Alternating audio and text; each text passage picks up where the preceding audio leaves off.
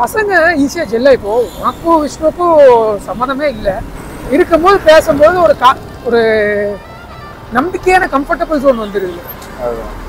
ரொம்ப நாள் பார்க்காத ஃப்ரெண்டு பார்த்து பேசுற மாதிரி அவன் ரொம்ப ஜோவியலா வந்து பேசுனா அந்தளவு பழகிட்டோமா நம்ம அப்படிங்கிற மாதிரி எனக்கு இருந்தது. அப்புறம் பேசி இது பண்ணவும் அப்புறம் இதுக்கும் கூப்பிட்டுருக்கிறான் இது பண்றாங்கிற போது சரி போயிடுவோம் பரவாயில்ல. அவனுக்கும் ஹாப்பியா தானே இருந்திருக்கும்.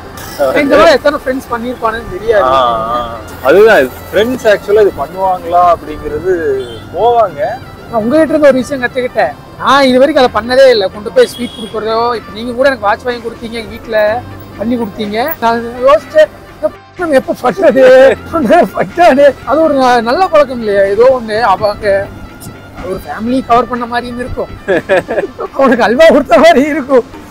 எனக்கு பிடிக்குங்க இந்த மாதிரி விஷயங்கள் பண்ணணும் செய்யணும். வாய்ப்பு இல்லையே, அப்படி வாய்ப்பு கிடைக்கிற போதான் செஞ்சிடணும் அப்படிங்கிறது. இப்போ எனக்கு அந்த வாய்ப்பு இருக்கிறதுனால அது சரி ஏன்னா போகணும் அப்படிங்கிறதுல தான் இந்த தாட் வந்தது. என்ன வாங்கிட்டு போறது என்ன பண்றது அப்படின்னா கையில காசும் இந்த மாதிரி என்ன சும்மா போறதா என்ன பண்றதுன்னு ஓரளவு காசு நம்ம கிட்ட வந்தது. இதே இப்போ என்னோட நிலைமையில இருக்கிற எல்லாரும் இது பண்ண மாட்டாங்க. இருக்கிறதே இது கம்மி. பட் என்னன்னா இது வந்து இது முடியும், அன்பின் வெளிப்பாடு ஆகுவோம். அதுதான் இது ஒரு அன்பின் வெளிப்பாடு. இது கொடுக்கணும், அது ஷேரிங். ஏதோ நம்ம கிட்ட இருந்து சொல்லுவாங்கல்ல, என்ன கொடுக்குறோங்கிறது முக்கியம் இல்லை, கொடுக்குறோமா சம்வாட் அது ஏதோ ஒண்ணு எங்கிட்ட இருந்து வருதுப்பா அப்படிங்கிற மாதிரி அது நல்லா இருக்குல்ல. அவங்க பார்த்து ஏன்னா வீட்லயும் அது என்ன ஸ்வீட்லாம் வாங்கிட்டு வந்திருக்கிறீங்க, இதெல்லாம் வாங்கிட்டு வருவீங்கன்னு நான் நினைக்கலையே அப்படின்னாங்க. ஓகே அதான் நினைச்சிருப்பான். கொஞ்சோண்டு கொடுத்து நிறைய ஆக்சுவலா ஒரு நல்ல ரிலேஷன்ஷிப் வந்து அதை தக்கிறதுக்கு நம்ம என்ன லெவலுக்கு வேணாலும் எது வேணாலும் பண்ணலாம். போனாக்க என்கிட்ட சொல்லுச்சு, நம்ம சொந்தக்காரங்க பாதி பேர்த்து உனக்கு தெரியாது, தெரிஞ்சு வச்சுக்கோடா. அது ஆகுதோ ஆகலையோ அதை தெரிஞ்சு வச்சுக்கோ. யூஸ்ஃபுல்லோ எமோஷனல் சப்போர்ட்டோ எதா இருந்தாலும் நம்ம சொந்தக்காரங்க வேணும் நமக்கு. ஏன்னா இவங்க இந்த நம்ம அப்பன்கள் செட் ஆகட்டும், அந்த செட்டு கொஞ்சம் கம்ப்ளீட்டாக மாமன்கள் செட்டு அண்ணன்கள் செட் வரைக்கும் எடுத்துக்கலாம். இந்த உறவுமுறை கம்ப்ளீட்டாக தெரிஞ்சு வச்சுருப்பாங்க. இது என்ன அது என்ன நமக்கு அது தெரிஞ்சு அது இன்னொன்று எங்கள் சொல்லவே இல்லை. இவங்க தான் இப்படி உட்காந்து பொறுமையாகவோ இங்கே பாடுறா இவங்களோட இது. அதனால எனக்கு இவங்க நமக்கு வந்து உனக்கு அத்தை முறை சித்தி முறை பெரியப்பா முறை அப்படின்னு அப்பனுக்கு எனக்கு அந்த ஒரு பெரிய கான்வர்சேஷனே இல்லை. அதனால அதெல்லாம் தெரியாது எனக்கு.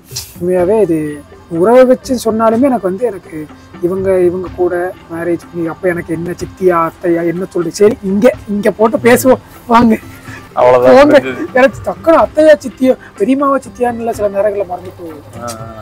டக்குன்னு இங்கே போட்டு பேசுது வாங்க சரிங்க அப்படிங்களாங்க சரி ஒரே கேட்டான்னு வச்சுக்க. இப்போ நான் யாருன்னு சொல்லியிருந்தா மாட்டிப்பேன்.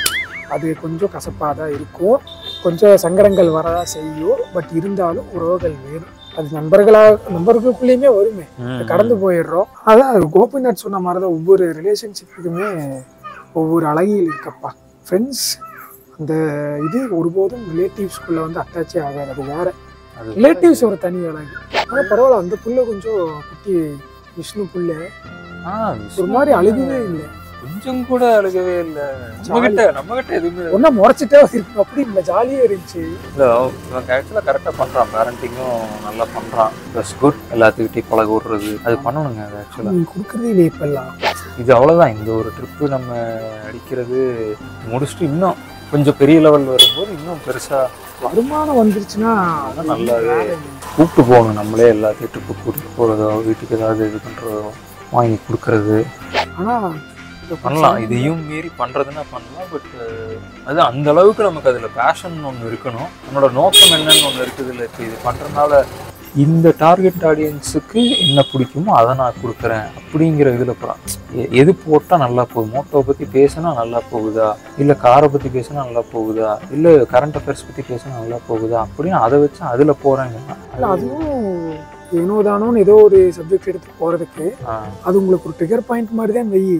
ஆனா அவனுக்கு அதில் சாட்டிஸ்ஃபேக்ஷன் இருக்கணும். அது இருந்ததுன்னா நீங்க அதனாலதான் இப்ப இதெல்லாம் யோசிக்க வேண்டியதா இருக்குது. இந்த வீடியோ நம்மளுக்கு போகலைங்கிறது தான் இதை நம்ம பண்ணிட்டு இருக்கிறோம். இது பண்ணுவோம். இது எப்படினாலும் இதை ஓட போறது இல்லை. இது எப்படி இருந்தாலும் ஒரு பீரியட்ல கண்டிப்பா போகும். ஏன்னா ஃபர்ஸ்ட் ஒரு இந்த கண்டென்ட் ஃபார்மேட் யாரும் இந்த ஃபார்மேட் ஆஃப் கண்டென்ட் பார்த்துருக்க மாட்டாங்க. அப்போ இதை அக்செப்ட் பண்ணிக்கிறதுக்கு கொஞ்சம் லேட் ஆகும். காரணம் என்ன, நம்ம ஃபேமான ஆட்கள் இல்லை வந்து நின்று பேசிட்டு கேட்கறது. அப்போ நம்ம பேச்சு கேட்கறதுக்கு கொஞ்சம் டிலே ஆகும். ஆனா கேட்பாங்க, அவங்களுக்கு பிடிக்கும். ஏன்னா ஃப்ரெண்ட்ஸே சொந்தக்காரங்க யாரு இப்போ ஒன்னா சேர்ந்தாலும் இந்த கான்வர்சேஷன் நடக்கும்.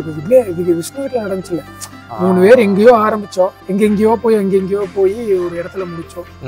இன்னும் பேசிட்டு தான் இருந்திருப்போம். விடிய பேசுறதுக்கு கேட்கறதுக்கு ஆள் இருந்தாலே அந்த டைம் பாட்டுக்கு போயிட்டே இருக்கு. பாருங்க, பிடிச்சது பேசுறது, நியாயம் அடிக்கிறதுல நம்ம ஒரு கண்டென்ட் போட்டுங்கிறது எவ்வளவு சூப்பரான விஷயமா இருக்கு.